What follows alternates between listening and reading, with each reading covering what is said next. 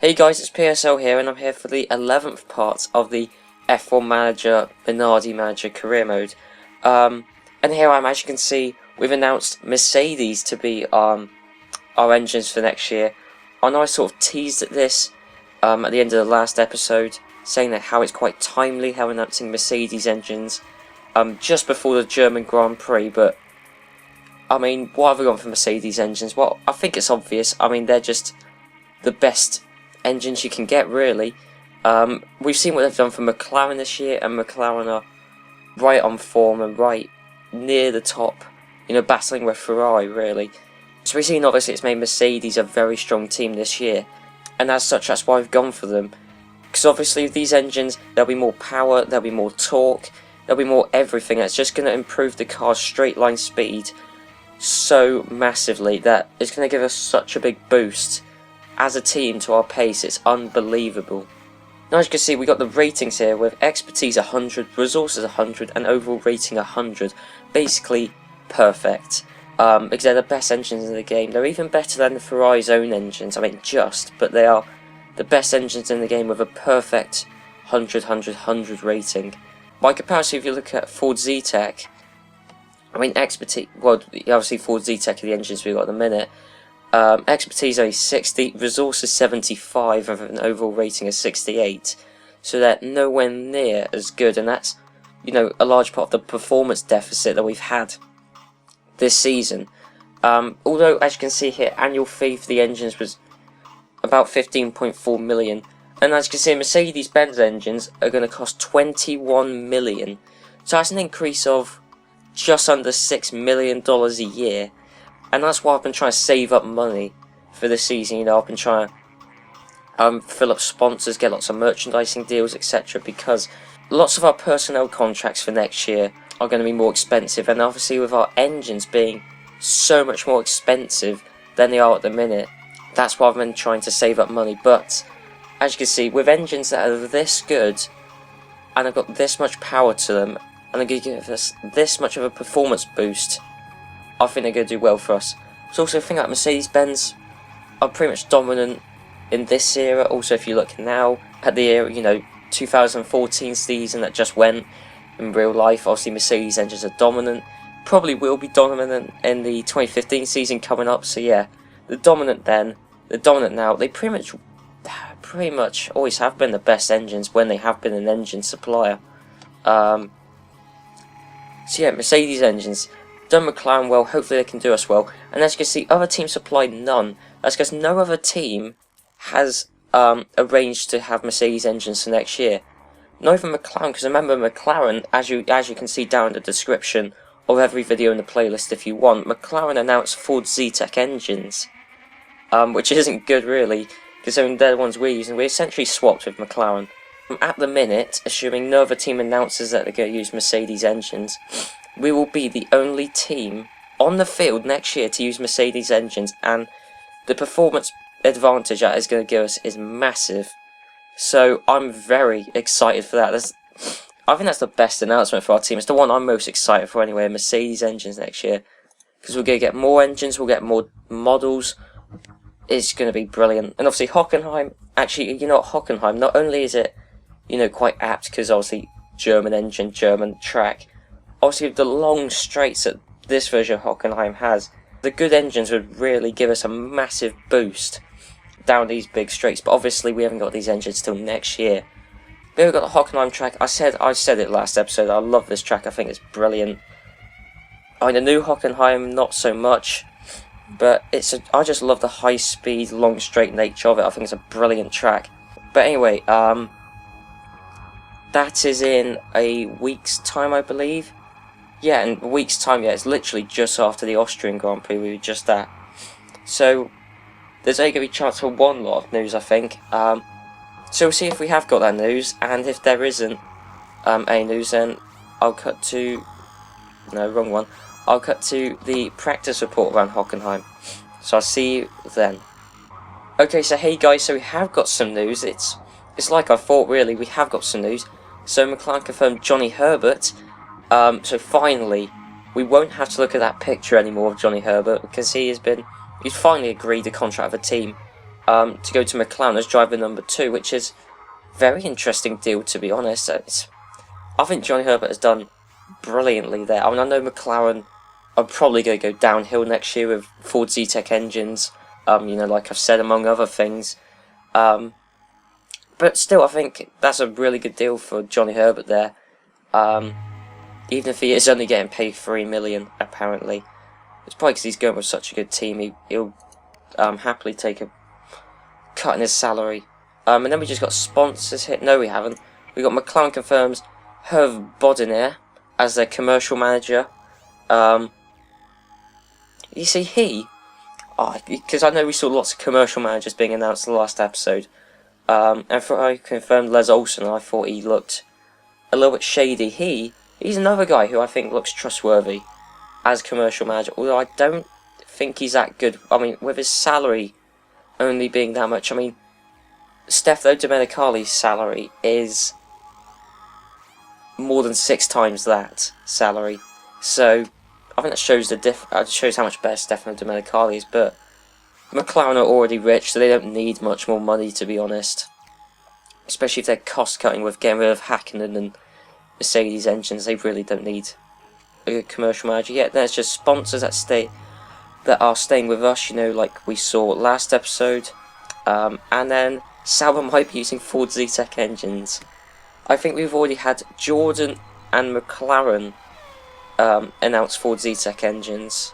I don't know if there's any. I don't know if there's been any other confirmations of it. Obviously, if I'm wrong, you can check down in the description to this video, see if there are any other teams that have confirmed Ford Zetec engines. But Sauber might be using them as well. I'll be honest, Ford are doing all right with the amount of teams that are using Ford Zetec engines.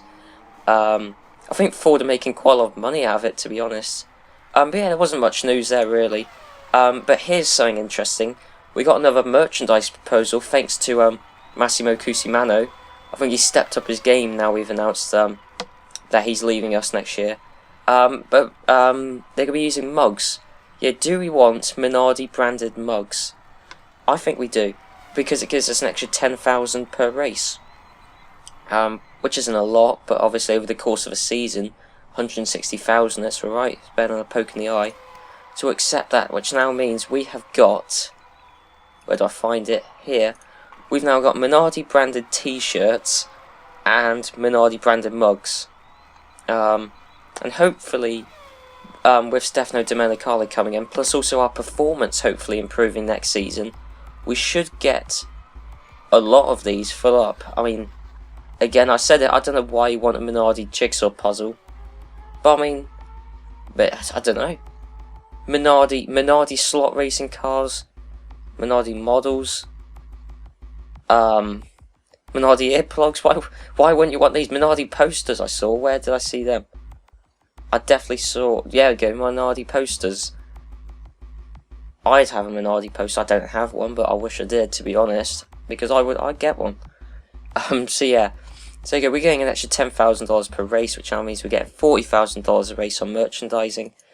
But yeah, that's all the news, because obviously it was only 1 week from the Austrian Grand Prix to this. So yeah, going to be around Hockenheim. As I said, a great track. As you can see, it's a long track, 6.8 kilometers, but also that lap time, 1:45 per lap. So it's a long lap, but mostly full of straights. That's a track I love anyway. And hopefully, I know I keep on saying this, and we've never really scored points this season, where we did once.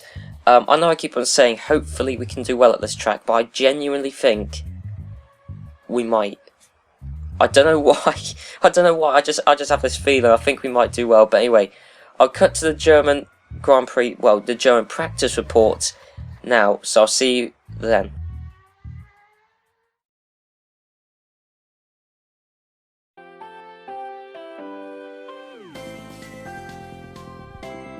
Okay, so we just had practice around the legendary Hockenheim, so let's have a look at the results. The person who is currently leading the championship, Michael Schumacher, finished first, with David Coulthard finishing in second for the McLaren, ahead of his teammate Mika Häkkinen, who is in third. Eddie Irvine finishes fourth to be the last of the big team runners. Heinz Alfredson is in fifth for the Jordan, and 6th is Rubens Barrichello in the Stewart. Barrichello's teammate Herbert lines up just behind in 7th, with Zanardi in 8th. Fisicella is in 9th and Villeneuve is in 10th. Wirtz in 11th to be behind his teammate, with Ralf Schumacher quite a way behind his teammate down in 12th. Zonta is in 13th, Diniz is in 14th. Panis massively outqualifies his teammate to be in 15th, with Jean Alesi finishing just ahead of the Minardis in 16th. Both Minardis of Genet and Padura finished 17th and 18th respectively, with Damon Hill finishing all the way down in 19th position.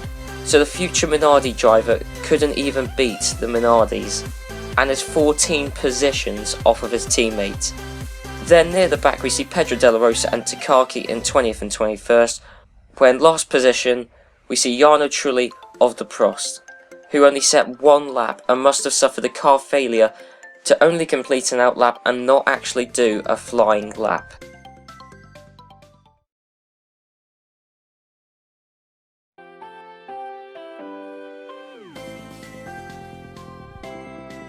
Okay, so we just had the qualifying around Hockenheim in 1999, so let's take a look at the results.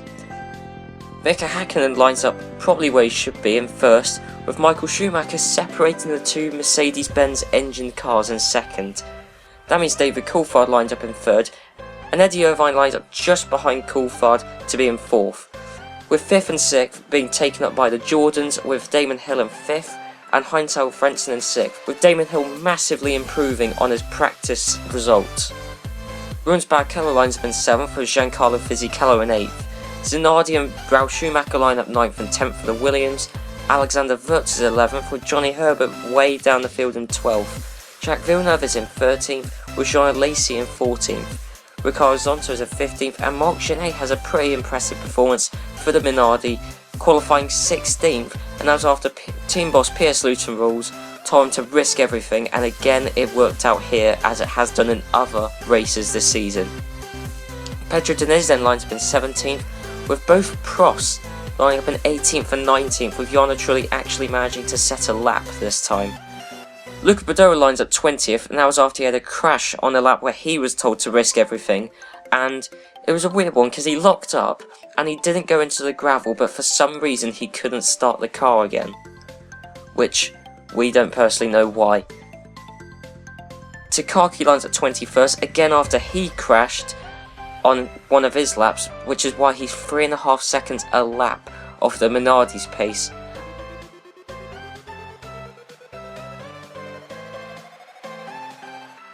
And then Pedro Della Rosa is 11 seconds off of his teammate's pace, and that was after he had the trouble this time of not setting an outlap, the same trouble that Jarno Trulli had in the practice session.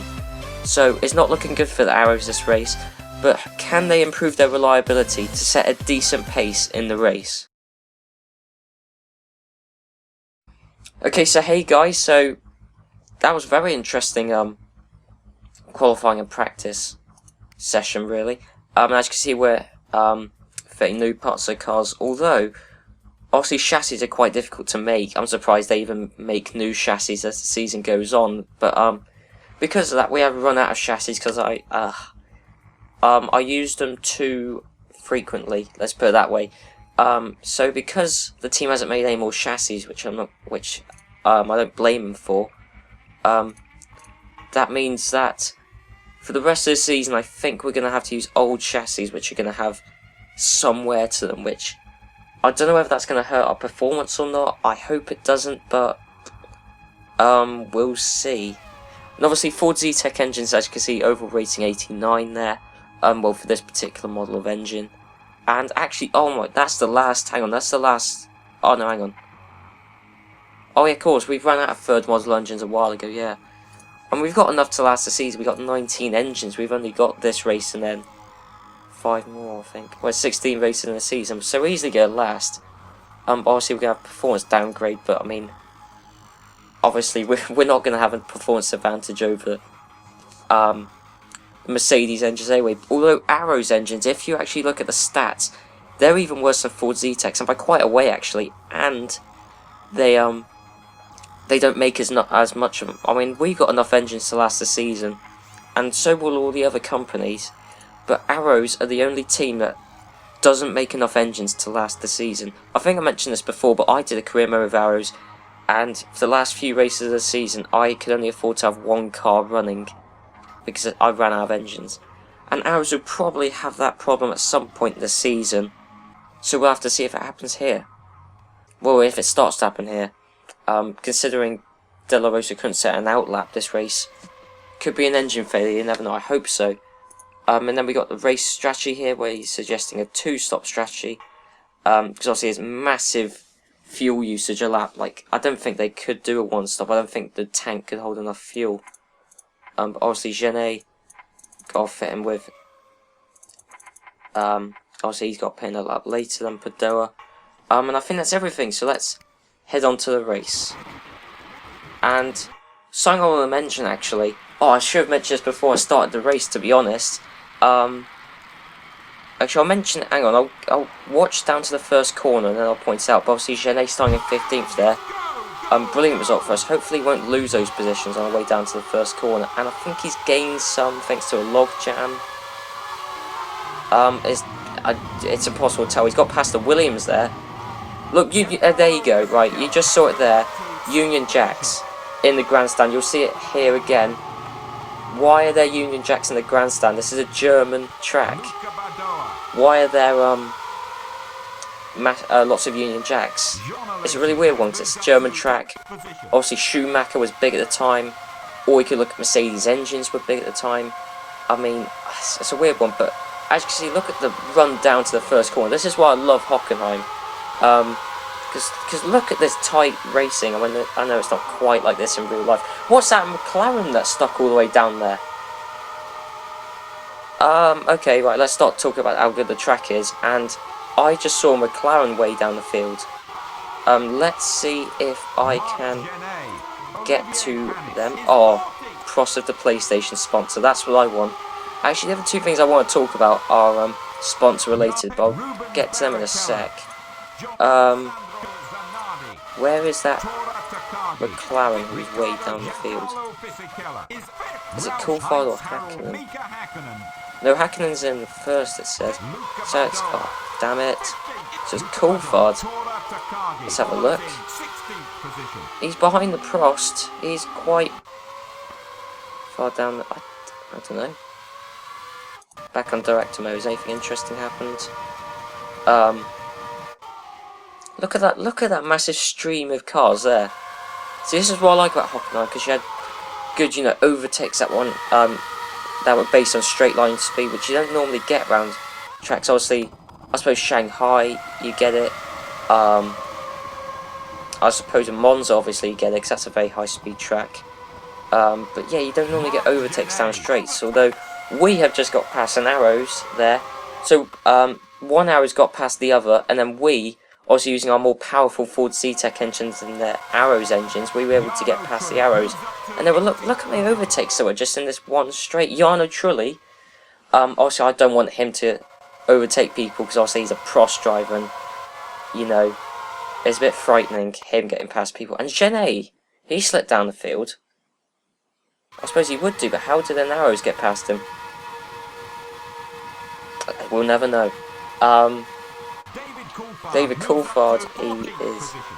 Yeah, I don't know how we slipped down. So Genet slipped down behind an Arrow somehow. David Coulthard slipped down some positions. That Jordan did. I don't know what happened. Where did Coulthard qualify? Third? What was it? So how did he slip down that many positions? Look, I mean, this game, I just don't get it sometimes. It's really weird. But anyway, yeah, Dudot was just behind Coulthard, it says there.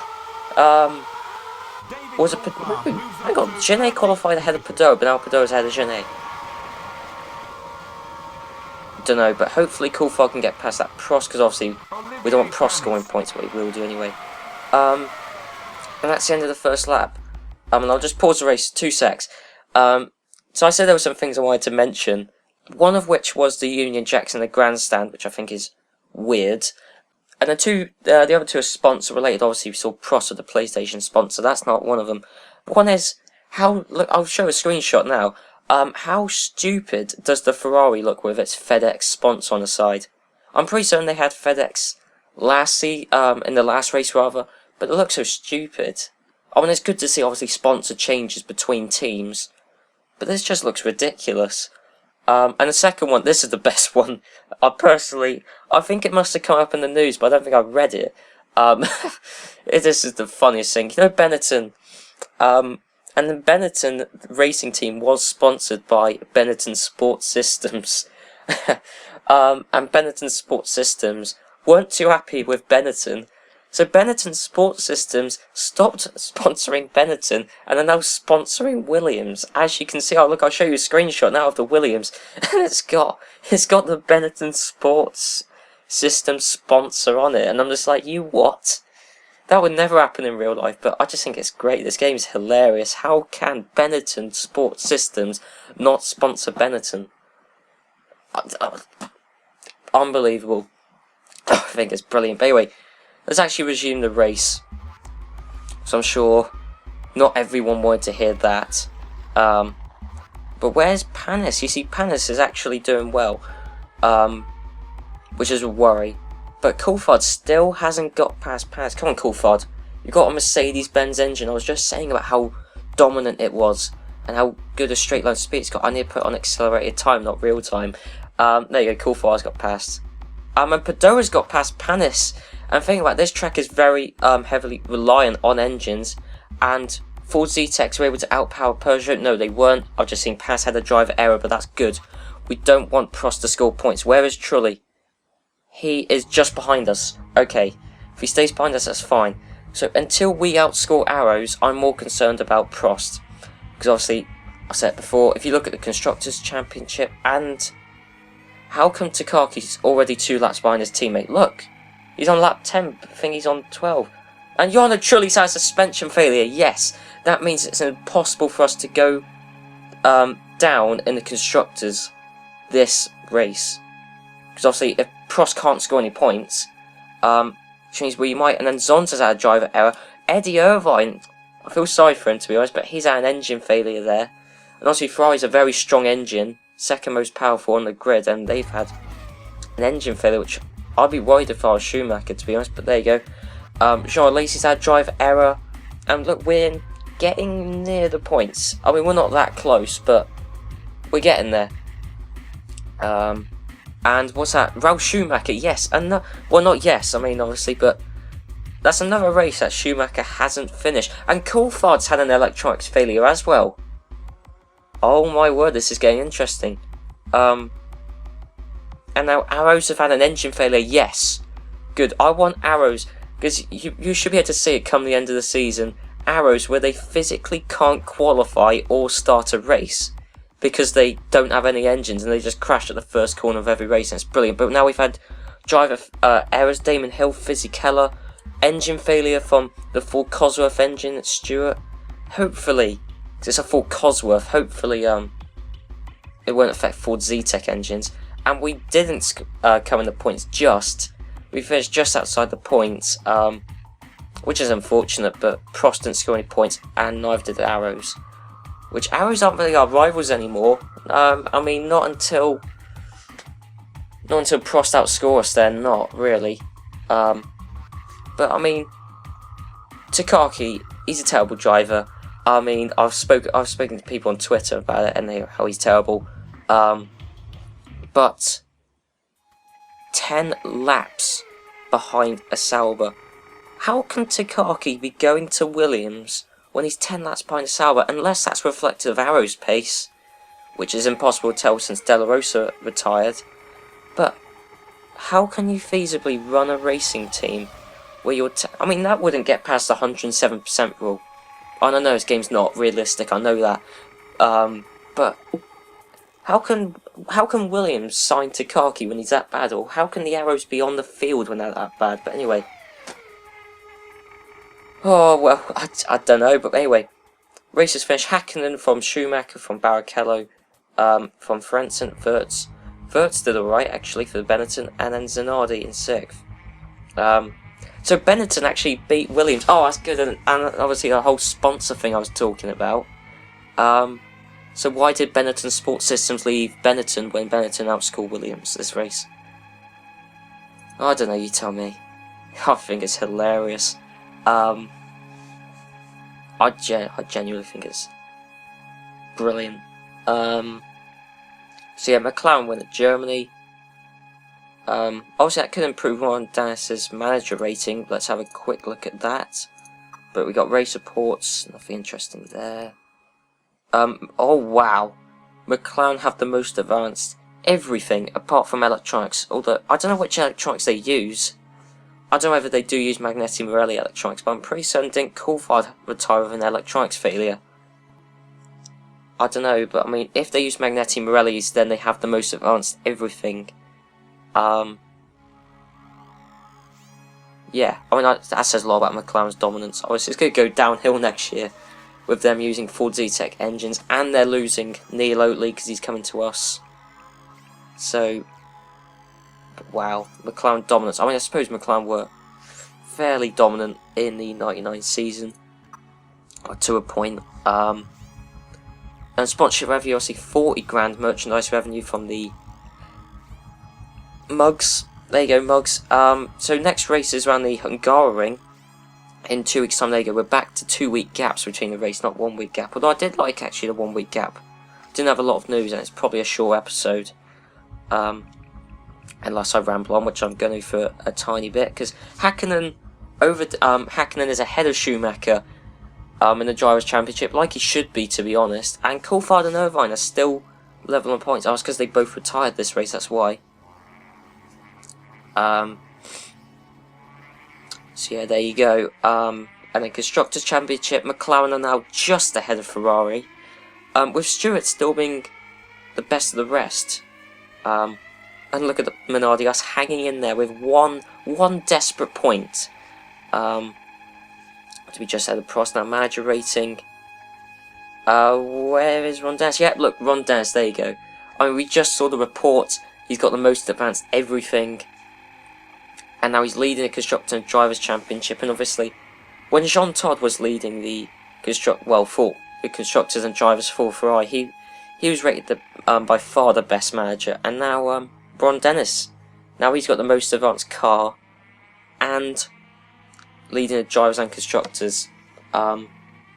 His manager rank's got massively, but Paul Stewart's rated the best manager, and I think that's fair. I think that's fair enough, because obviously, to be the best of the rest, because I think Williams and Jordan were better teams that year, but to be ahead of them in the Constructors' Championship is very impressive, with us right in the middle, but crucially ahead of Tom Walkinshaw and Alain Prost, with Frank Williams still being rated the worst. But anyway, so it's currently the 2nd of August, next race is the 14th of August, Hungaroring, with the best lap being set in 92, I don't know why. Why 92?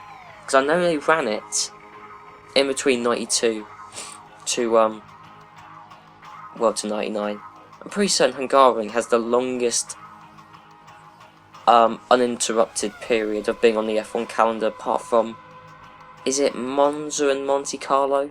I think apart from those two tracks, Hungaroring's had the longest undisturbed stint. Like, it's been in from the 70s.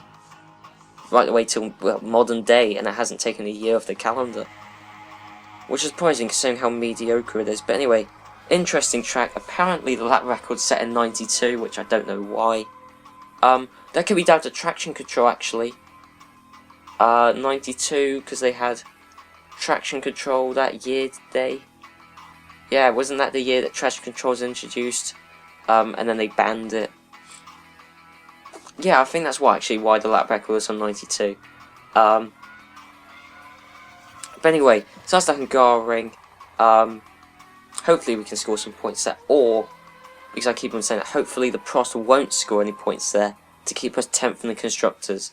Should be an interesting race, much like the one we just had. And next time I will be announcing our electronics and brakes manufacturers.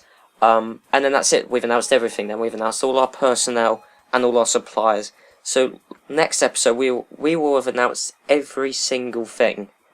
Yeah, so stay tuned for that. Put down in the comments what you think about my choice to get Mercedes engines. You know, which are the best in the game, or just anything really. Put down in the description. what you think of that, or what you think of just anything, or Benetton. There you go, we can have a discussion about Benetton Sports Systems not sponsoring Benetton. I think that's discussion worthy anyway. But anyway, I'll see you next time around the Hungaroring, so I'll see you then.